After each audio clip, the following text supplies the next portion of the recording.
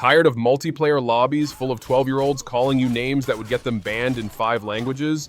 Good news, I've got 10 single-player games so ridiculously awesome, you'll forget other humans even exist. So, let's dive in. Atomic Heart is like if Soviet propaganda posters came to life after snorting 6 cans of energy drink and binge-watching every sci-fi horror movie from the 80s.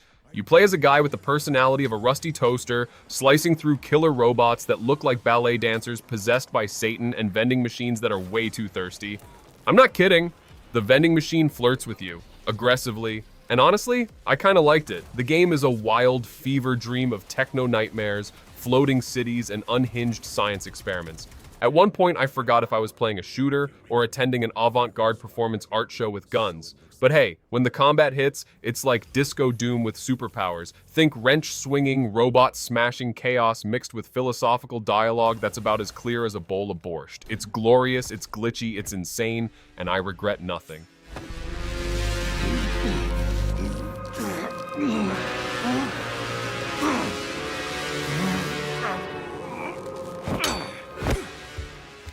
Bright Memory Infinite is what happens when a Red Bull can wishes on a shooting star to become a video game. This thing is so fast-paced that blinking might cost you your life. Made by one guy, I repeat, one dude. This game throws you into a world where you're slicing people with a katana, shooting rockets, dodging lightning, and battling mechs in the middle of a thunderstorm, while a voice in your earpiece casually explains geopolitical tensions. It's basically what I imagine it feels like to be the world's most caffeinated secret agent. The story? Yeah, I tried to follow it, but I was too busy slow-mo juggling enemies in the air like a cyberpunk chef flipping pancakes made of bullets. It's short, it's wild, and it's so shiny I had to wear sunglasses indoors just to survive the graphics. 10 out of 10 would confuse my senses again.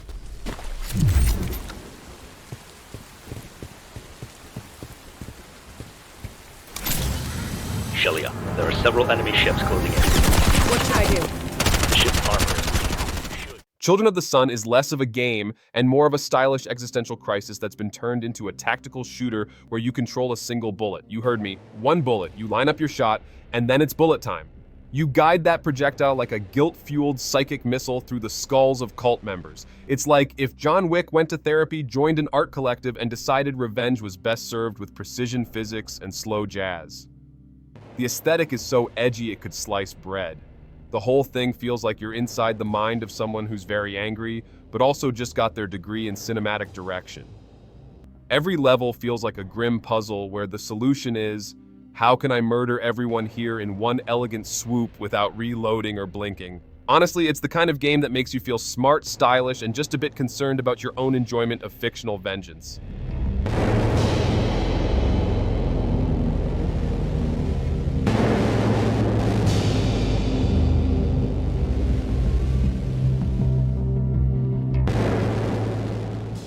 Echo is a game where the scariest enemy is you.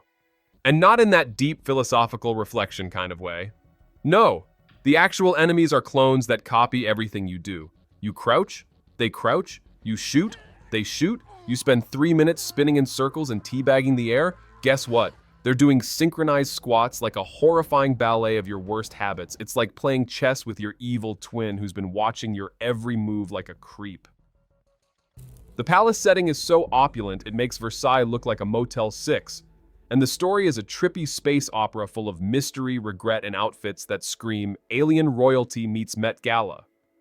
Every time the system resets and they update their moves based on you, it's like God patched your enemies mid-match and then laughed. It's clever, unsettling, and honestly made me question why I crouch walk so much in every game ever.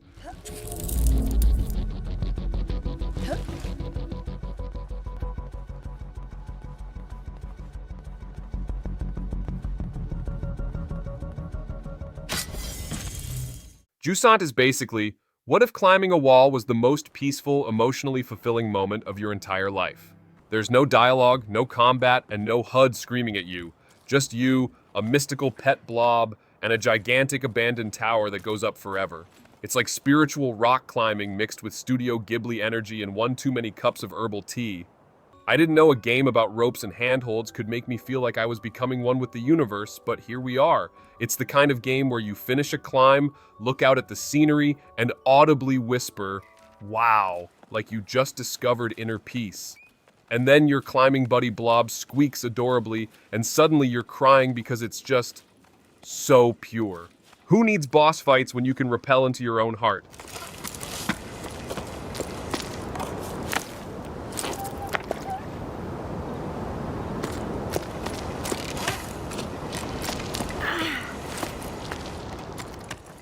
Middle-earth Shadow of War is the ultimate power fantasy where you get to become that one guy who is so angry, he turns death into a minor inconvenience. You're basically half human, half wraith, and 100% done with Sauron's nonsense. And the best part? The Nemesis system. You kill an orc, and his brother comes back 6 hours later, now a regional manager of stabbing, screaming, "Remember me?" And yeah, you totally don't. The game throws so many orc warlords at you that I started taking HR-style interviews before decapitating them. What's your biggest weakness, Gorm the Rot Brain? Fire and, being bisected, I guess. It's violent, ridiculous, and honestly, you'll spend more time managing your army of beefy green dudes than actually saving Middle-earth. This is Lord of the Rings if Tolkien had played way too much WWE and thought orcs needed more emotional baggage and fashion accessories.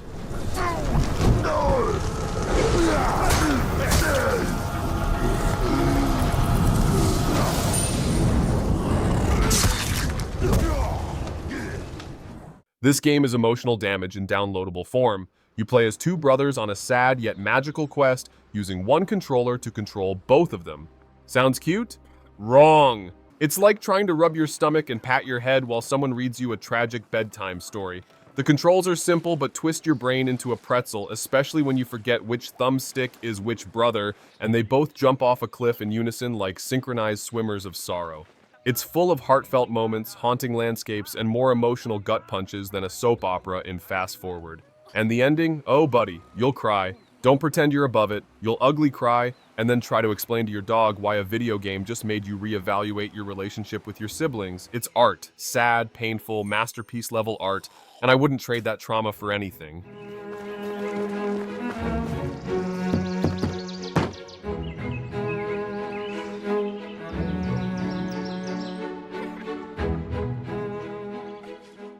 Neva is like if someone turned the concept of majestic sadness into a playable fable and then drop-kicked your feelings off a cliff.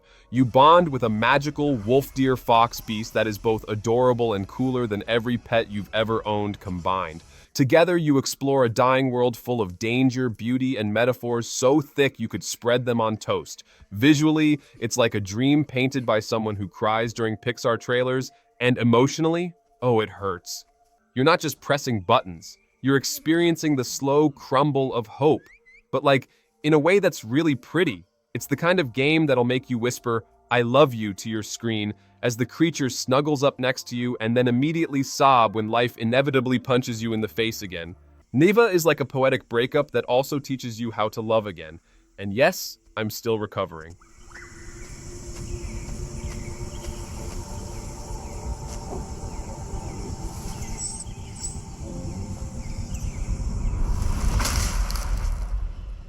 Imagine a Chinese action RPG where every enemy is just begging to be flipped, sliced, and comboed into another dimension. That's Bloody Spell. This game feels like someone took Devil May Cry Neo and about 12 gallons of energy drink, blended them together, and served it with extra gore and a side of confusion. The combat is faster than your brain can process, which means you either become a kung fu legend or die like a confused yoga instructor who wandered into a sword fight. And the gear system? You'll be looting armor like you're shopping during a clearance sale at the Demon Slayer Outlet Mall. Also, the story is there, I think. But I was too busy spamming aerial kicks and muttering, "I'm a god," to pay attention. It's violent, stylish, chaotic, and it made me feel like I could roundhouse kick my way through Monday.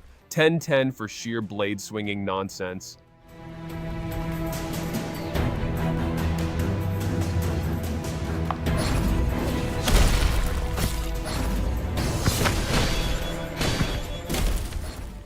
This game is a perfect blend of heartbreak, rats, and medieval trauma. You play as a teenage girl named Amicia, who's suddenly responsible for her little brother, a walking sneeze with mysterious powers, while the world around them is being devoured by literally millions of plague-infested rats. I'm not exaggerating. These rats move like demonic spaghetti. The stealth mechanics are tense, the environments are gorgeous in a this cathedral will definitely collapse on us kind of way, and the emotional beats hit harder than a surprise slap from destiny. You'll go from, aw, protect the boy, to, why won't these rats stop, faster than you can say, historical fiction nightmare. It's one of those rare games where the NPCs aren't just escort missions. They're your heart. You'll laugh, cry, panic, and possibly never look at cheese the same way again. Thank you, France, for this rat-based masterpiece.